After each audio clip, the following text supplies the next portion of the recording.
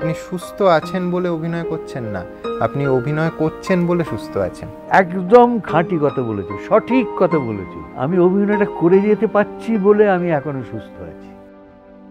বেঁচে থাকা কেন বলছেন? এটা তো বেঁচে নেওয়া। প্রতিদিন একটা সৃষ্টিশীল কাজের সঙ্গে যুক্ত আছেন। আমি যদি শুটিংই না করতে পারি তাহলে আর বাঁচা কেন? যদি এখনো আমার মধ্যে যৌবনের কোনো কণা জ্বলে ওঠে, সেটা শুধু আমার কাজ করতে বলুন, আর আমি কিছু চাই না। আমার নিজের এখনো অভিনয় করার ইচ্ছেটা,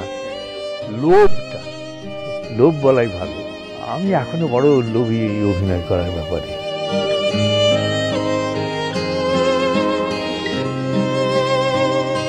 যা কিছু আমি সবই তো বাঙালির দেয়া।